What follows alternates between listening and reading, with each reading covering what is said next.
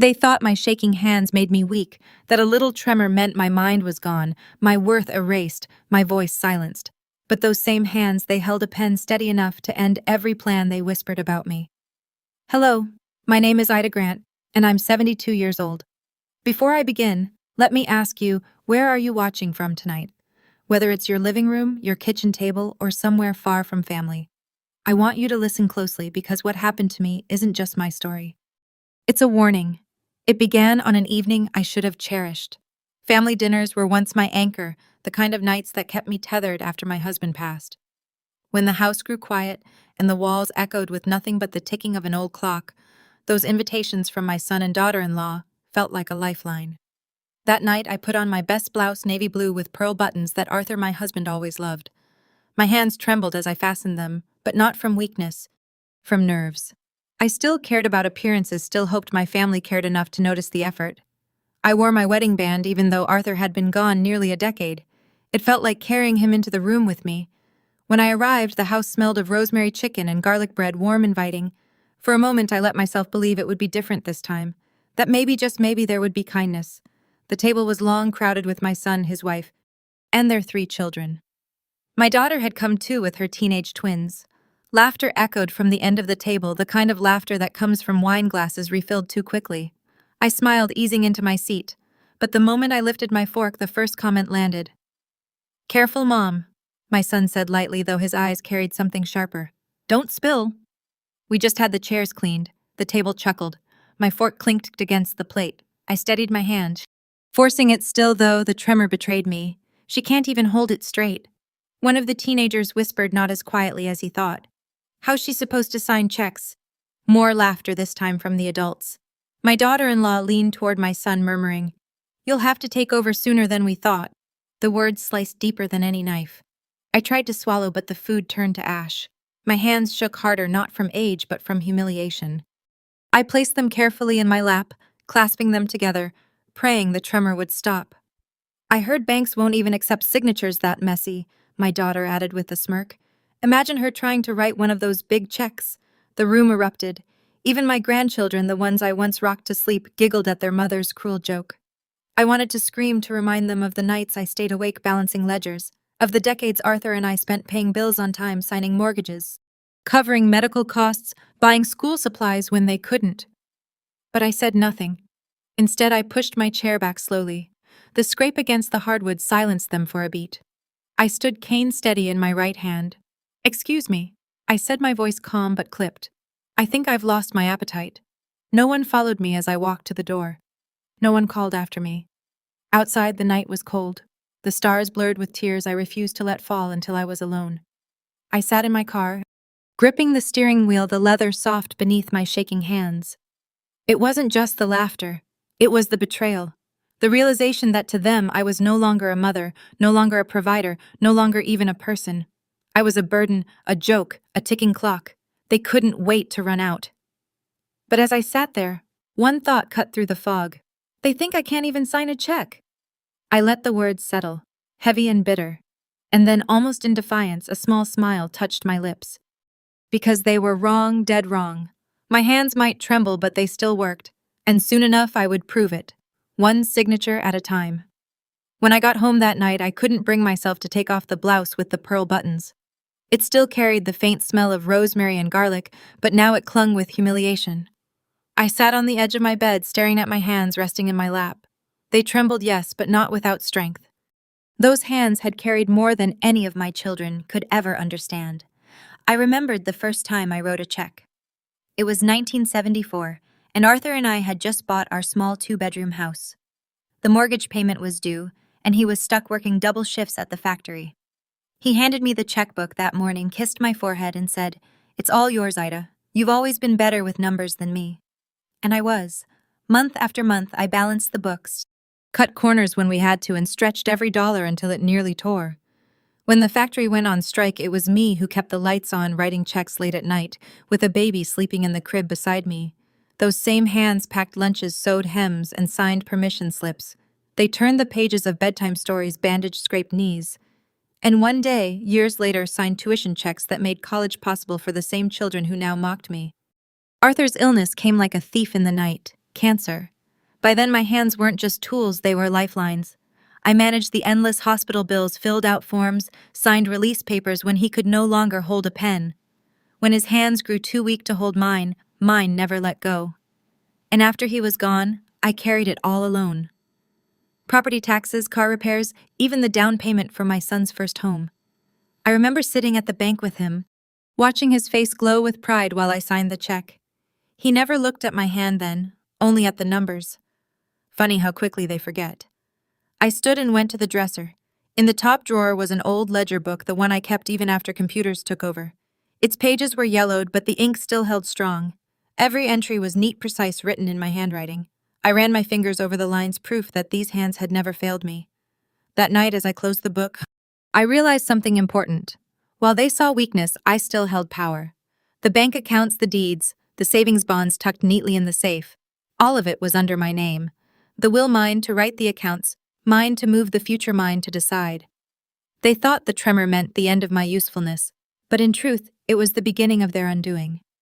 The next morning, I made coffee and sat at the kitchen table staring at the small stack of envelopes that arrived, daily bills, statements, reminders. I opened one, my utility bill, and signed the check as carefully as I could. The signature wasn't perfect, a little jagged in places, but it was mine, and it cleared. That small act filled me with a surge of determination. If my children wanted to believe my worth ended with the steadiness of my hand, then I would teach them a lesson they'd never forget. I began to recall conversations I had overheard, the whispers when they thought I wasn't listening. My daughter once told her husband, "When Mom passes, at least we'll finally have money for the renovations." My son, not long after Arthur's funeral, had joked, "She's sitting on a gold mine and doesn't even know it." But I knew I had always known. Arthur and I worked too hard to let our legacy rot in the hands of those who saw me as nothing more than a shaky inconvenience. I closed my eyes and remembered him clearly, his voice low and steady. "Don't ever let them push you aside, Ida. You've got more grit than all of them combined." That night at dinner, when they laughed at me, I almost forgot those words. Almost. But sitting in my kitchen, ledger book by my side and checkbook in front of me, I felt them again. His faith in me, his trust, his reminder. I whispered into the empty room, "Don't worry, Arthur. I won't let them win." It was time to act. But before I could, I had to decide. Was I willing to upend everything? To risk their anger, their bitterness, their inevitable retaliation? The answer came quicker than I expected. Yes, because they had already shown me what they thought of me. Now it was my turn to show them who I really was. And I would start with a pen. The morning after that sleepless night, I shuffled into the living room with my cane, sat by the window, and watched the world outside move on as if nothing had happened. Birds landed on the feeder Arthur built, pecking happily, unaware of the storm that brewed in my chest. But inside me something had shifted. Their laughter still rang in my ears, mocking, dismissive, smug. It was no longer just humiliation I felt. It was clarity. They had shown me their true hearts, and I couldn't unsee it. Later that week, I stopped by my son's house to drop off a box of old family photos. I rang the doorbell, but no one came. I almost left the box on the porch until I heard voices drifting from the kitchen window, left ajar. At first, I told myself not to listen. But then I heard my name. "She can't even hold a pen anymore." My daughter-in-law sneered. "You saw her at dinner. Honestly, you should start looking into nursing homes." My breath caught in my throat. Then my son replied, voice low but filled with certainty. "Don't worry, when she's gone, it'll all come to us anyway. The house, the accounts, everything. We just have to be patient." They laughed together, the same cruel laughter that had echoed around the dinner table. I backed away from the window, clutching the box so tight the cardboard edges bit into my hands. I wanted to burst in, confront them, scream until my voice broke, but I didn't. Instead, I walked back to my car, drove home, and sat in silence. That was the moment I knew. They weren't just careless with their words. They were already planning a future without me, one that depended entirely on my death. Well, if they were waiting for me to hand them everything, I would give them something else instead. The very next morning, I dressed carefully, gray slacks, a pressed blouse, and the good shoes I saved for church. I took my cane and my handbag, and I went to the bank. The teller looked up and smiled politely, though her eyes flickered briefly to my shaking hand as I slid my account book across the counter. I could feel her doubt, just like my family's, but I lifted my chin. "I'd like to speak with the manager, please," I said, my voice steady. A few minutes later, I sat in a small office with Mr. Lambert, the same manager who had known Arthur and me for decades. His hair had thinned, His glasses were thicker, but his handshake was familiar. "Mrs. Grant," he said kindly, "what can I do for you today?" I took a breath. "I want to make some changes." Quietly, his eyebrows lifted. I leaned forward, lowering my voice. "I'd like to consolidate my accounts and move certain funds into places where, let's just say, they'll be better protected." To his credit, he didn't question my motives. Perhaps he sensed the steel beneath my words. Perhaps he remembered the years Arthur and I had walked in together signing loans and deposits without fail. Either way, he nodded. We spent nearly 2 hours going through details. By the time I left, I had opened a new private account, transferred substantial funds, and arranged for certain bonds to be placed in a trust that would bypass my children entirely. Walking out of that bank, cane tapping against the floor, I felt lighter than I had in years. My hands trembled, yes, but with purpose, not weakness. That night, I sat at the kitchen table, papers spread around me. My lawyer, an old friend named Samuel Pierce, would meet me the next day to discuss updating my will. Samuel had always respected me, never once treating me like a fragile relic. When I called, he said simply, "Ida, I'll bring the papers. You just bring your resolve." Resolve was the one thing I had plenty of. I thought about my grandchildren. A part of me ached for them, especially the youngest. They were still so easily influenced by their parents' cruelty, but I also knew that if I left everything untouched, those same parents would squander every dime. No, this wasn't about revenge alone. This was about justice, about making sure the life Arthur and I built didn't rot in greedy hands. I whispered into the empty kitchen, as though Arthur was sitting across from me with his old cup of coffee. "They think I'm finished, but they've underestimated me." And as I stacked the documents neatly, I realized something. My hands might shake, but my signature was about to become the most powerful weapon I had ever wielded. The papers were spread before me like a battlefield. Legal documents, account summaries, the freshly updated draft of my will, all laid out in neat stacks across the kitchen table. My pen sat on top of the checkbook, small and unassuming, yet heavier than any sword. I stared at it for a long while. My hands trembled, as they always did, the tremor more noticeable when I was tired or anxious. If my children had seen me, then they would have smirked, whispered about frailty, laughed about the futility of an old woman clinging to her independence. But they weren't here. Only me, my pen, and the memory of Arthur's voice. "You've always been stronger than you know, Ida." I reached for the pen. The tremor made the motion imperfect, but I gripped it tight, pressing the point to the paper. My heart hammered in my chest louder than the ticking clock on the wall. Slowly, carefully, I wrote out the amount, one that would drain my primary account into the new one I'd opened with Mr. Lambert's help. The pen scratched across the paper. My signature followed, jagged but unmistakable. Ida M. Grant. For a moment, I couldn't breathe. When I lifted the pen, the ink glistened. Proof of my decision. Proof that my hands still worked. Proof that I wasn't powerless. I leaned back in my chair and let out a shaky laugh. They mocked me for being unable to sign a check, and yet here I was signing one that would change everything. The next morning, I walked into the bank with my cane tapping confidently against the tile. The teller accepted the check, eyes widening slightly at the amount. She glanced at me as though expecting hesitation, but I only smiled. "It's mine," I said calmly. "Every cent." And it was. For decades, I'd poured every ounce of myself into building that security. If anyone had the right to decide its fate, it was me. By the time I left, the transfer was complete. The money sat safe in my private account, away from the greedy hands of children who saw me as nothing more than a broken old woman. That evening, I sat once again at my table, pen in hand. This time, it wasn't just about the money. Samuel, my lawyer, had prepared the final draft of the will. He laid it in front of me with quiet reverence, as though he knew the weight of the moment. "Take your time," he said gently. But I didn't need time. I knew exactly what I wanted. Line by line, I read the document. Each word was deliberate, each clause ironclad. My children would receive only small conditional allowances, enough to keep appearances civil, but not enough to indulge their greed. The bulk of the estate would go to a trust for education scholarships in Arthur's name, to the community library that had carried me through years of lonely widowhood, and to a local shelter I had quietly supported for years. For my grandchildren, I left guarded trusts. They would benefit when they came of age, but the accounts would remain sealed until then, safe from their parents' grasp. When I reached the final page, I pressed the pen once more to paper. The tremor was there, but I let it flow through me. This wasn't weakness. It was proof of the years I had lived, the struggles I had endured, the strength it took to come this far. I signed my name, Ida M. Grant. Samuel looked at the paper, then at me. He gave a small nod. It's done. They can contest it all they like. It won't stand. I exhaled slowly, relief washing over me like a tide. For the first time in years, I felt in control, not a relic waiting for the end, but a woman who had chosen her own ending. Later that night, I sat with a cup of tea and allowed myself a small smile. My children thought I was powerless, but I had just signed away their future with the same hands they mocked.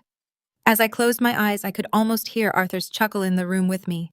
"That's my Ida," he would have said. And for the first time since he left this world, I felt like I had honored him not by clinging to what we built, but by protecting it from those who never deserved it. The check had been signed. The accounts were emptied. The stage was set. All that remained was to wait. For the day they would gather smug and certain, ready to inherit, and on that day their faces would tell me everything I needed to know. The weeks that followed were quiet, too quiet almost. My children assumed life would roll on as always, with me slowly fading into the background, until one day the phone call came. "She's gone." I let them believe it. I went to church on Sundays, walked slowly with my cane to the pew where Arthur and I used to sit. I bought groceries, waved politely to neighbors, and watered the plants on my porch. Outwardly, nothing had changed, but inside everything had. The accounts were shifted. The deeds were re-signed. The will was sealed in Samuel's care, stamped with legal authority that not even the most bitter child could unravel. My future and Arthur's legacy no longer lay in their greedy hands. It was only a matter of time before they discovered it. That time came sooner than expected.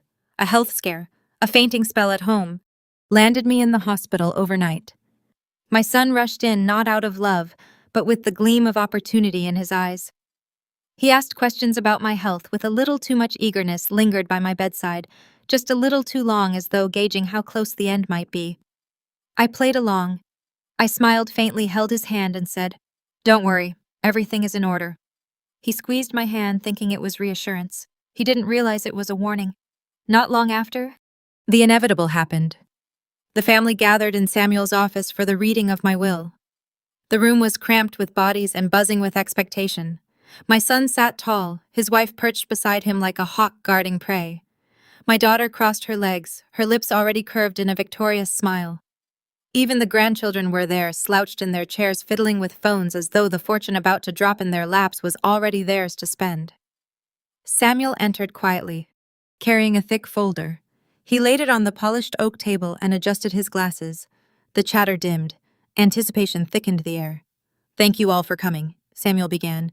His voice was steady, professional. "As executive of Mrs. Ida Grant's estate, it is my duty to read her final will and testament." My children leaned forward. Their eyes glittered. Samuel opened the folder and began. His words fell like stones into water, sending ripples of disbelief across their faces. "To my son and daughter," he read, "you will each receive a modest inheritance to be used responsibly. However, the majority of my estate has been transferred into charitable trusts, scholarship funds, and community programs bearing the name of my late husband, Arthur Grant." Gasps filled the room. My son's mouth fell open. My daughter's smile froze, her knuckles tightening around the arm of her chair. Samuel continued, unflinching. "My grandchildren are provided for through educational trusts, which will remain inaccessible until they reach adulthood. These funds are protected by law and cannot be accessed by their parents under any circumstance." A stunned silence followed, broken only by the ticking clock on the wall. Finally, my daughter-in-law found her voice. This can't be right. She wouldn't do this to her own family." Samuel looked at her over the rim of his glasses. Mrs. Grant was very clear in her wishes. "Everything here has been signed, witnessed, and notarized." It will hold. My son's face flushed crimson. He slammed his palm on the table. "She's lost her mind. She was barely holding a pen. How can this stand in court?" Samuel calmly lifted a second folder. "Because we recorded the signing." Mrs. Grant, though her hands shook, was of sound mind and body. She made her decisions freely, and every signature matches her legal record. "Contest it if you like, but I assure you it will not succeed." My daughter's voice cracked as she leaned forward. "So we get scraps, after everything we've done for her, done for me." The words rang bitter in my ears. I thought of the dinner table, the laughter, the whispered plans outside the kitchen window. And I almost pied them, almost. Because the truth was, they hadn't done anything for me in years. They had taken expected, assumed, and now for the first time they were facing a future without my hand feeding theirs. The room dissolved into chaos. Angry voices, accusations, fists slamming against polished wood. But Samuel's calm presence anchored it all. He read the final clause of my will, his voice clear. To my children who mocked my hands and doubted my strength, may you remember that trembling hands can still hold power, and they held the pen that wrote this. The words silenced them. My letter, my voice spoken through Samuel, landed heavier than any dollar amount could. Their faces drained of color. My daughter-in-law clutched at her husband's arm, her lips pale. My son leaned back, his jaw tight, his pride wounded deeper than his pocket. The fortune they believed was theirs had slipped away, signed away by the very hands they mocked. And for the first time in years, I felt free. The room was thick with tension. Papers rustled, chairs scraped, but no one dared leave. My children sat stiff and pale, their dreams of easy wealth crumbling before their eyes. Samuel cleared his throat, adjusting his glasses as he pulled out one final envelope. This, he said, tapping the paper lightly, is a personal letter Mrs. Grant asked me to read aloud after the will. The murmurs ceased. Even the grandchildren looked up from their phones, curiosity outweighing boredom. Samuel unfolded the letter carefully, the pages crackling as though they carried the weight of every year I had lived. And then, in the quiet of that office, my voice returned to my children who once held my hands when they were small. Their eyes widened. I remember when those hands of mine tied your shoes, wiped your tears, and carried you through storms you were too young to understand. I remember holding your fingers as you learned to walk, as you scribbled your first shaky letters. My hands were steady then, weren't they? Steady enough to feed you, to clothe you, to pay every bill that kept a roof over our heads. My daughter shifted uncomfortably, her lips pressing thin. But time changes all things. My hands shake now, yes, but tremors do not erase a lifetime of strength. They do not erase the nights I stayed awake balancing ledgers, or the mornings I signed checks so you could go to school. They do not erase the years I worked when your father fell ill, when I signed away piece after piece of my own comfort to keep you safe. Samuel's voice didn't waver, but I could see my son's jaw clench, his knuckles whitening against the table. And yet at that dinner table I heard you laugh. I heard you whisper that I couldn't even sign a check. You thought my trembling meant weakness. You thought my time had passed, that my mind had faded. You thought wrong. A silence fell so sharp I imagined they could hear their own guilt pounding in their ears. I had written the letter carefully, every word a blade honed on years of sacrifice and betrayal. I signed one last check, not for you, but for myself. I signed away the future you thought was guaranteed. I placed it in hands that will honor it, in scholarships for children who work hard, in libraries where young minds find hope, in shelters that feed those who have nothing. My fortune will serve those who need it, not those who mocked the hands that earned it. My daughter-in-law gasped quietly, her hand flying to her mouth. To my grandchildren, if you are listening, know this. I did not punish you. I protected you. Your education will be safeguarded until you are ready to stand on your own. If you choose kindness, if you choose integrity, you will thrive without ever needing to belittle another's soul. The teenagers exchanged uneasy glances. The weight of my words pressed heavier than any inheritance ever could. And to my children, my blood, remember this truth. Trembling hands can still sign a name, and mine signed away your entitlement, not out of cruelty, out of justice. Out of the hope that one day you will understand the difference between inheritance and legacy. Inheritance is what you take. Legacy is what you leave. Samuel folded the letter, slowly laying it on the table like a verdict. The silence that followed was suffocating. My son's face was drained of color, his pride shattered in front of his wife and children. My daughter sat frozen, eyes glassy, as though the weight of every memory she had buried came crashing down. One of the grandchildren, the youngest no older than 12, looked down at the floor ashamed. In that moment, I hoped maybe, just maybe, the seed of understanding had been planted. Finally, my son broke the silence, his voice tight with rage. She did this to punish us. She destroyed the family. Samuel shook his head firmly. No, Mr. Grant. She made a choice that was entirely hers to make. The truth cut deeper than any accusation. They hadn't been robbed, they had been judged, and the judgment was final. As the room erupted again, raised voices, angry accusations, bitter tears, I imagined myself sitting in the corner, cane resting against my knee, watching it all unfold with quiet dignity. For years they had underestimated me. They thought I was powerless. But in the end, it was my signature, shaky, imperfect, but indelible, that wrote the final chapter. And their faces, pale and stricken as Samuel closed the folder, were proof enough. I had won. When I walked out of Samuel's office that day, the air felt lighter than it had in years. My children stayed behind, their voices rising in anger, demanding answers from a lawyer who had none to give them. I didn't need to hear the rest. I had already heard enough in their whispers, in their laughter, in the careless way they dismissed me at that dinner table. As I stepped outside, the sun hit my face. I paused, closed my eyes, and breathed. For once, I wasn't carrying the weight of their expectations. I wasn't the old woman they pied, the shaky hands they mocked. I was myself again, Ida Grant, the woman who had worked, sacrificed, and chosen her own legacy. That night, I sat in my quiet kitchen, the pearl-button blouse folded neatly in my dresser. I poured myself a cup of tea and let the steam curl around me. My hands trembled as I lifted it, but I no longer cursed the tremor. It was a part of me, a reminder of years lived, battles fought, burdens carried. They thought shaking hands meant weakness. They never understood it meant endurance. I thought of Arthur, of the long road we walked together, of the sacrifices we both made. I whispered into the empty room. I did it, Arthur. They'll never squander what we built. It will mean something. And though the house was silent, I felt as though he was smiling back. I know some may think I was harsh, that I should have forgiven, that blood should count for more. But let me ask you, what is family if not respect? What is legacy if not honor? My children mocked me. They saw me as a burden, so I showed them the truth. Trembling hands can still sign power into motion. So if you're listening to my story tonight, let it remind you. Never underestimate your own strength. Never let anyone else decide your worth. And tell me before you go, where are you watching from? Because wherever you are, I hope you carry this lesson with you. Weakness is only what others call you. Strength is what you choose to be.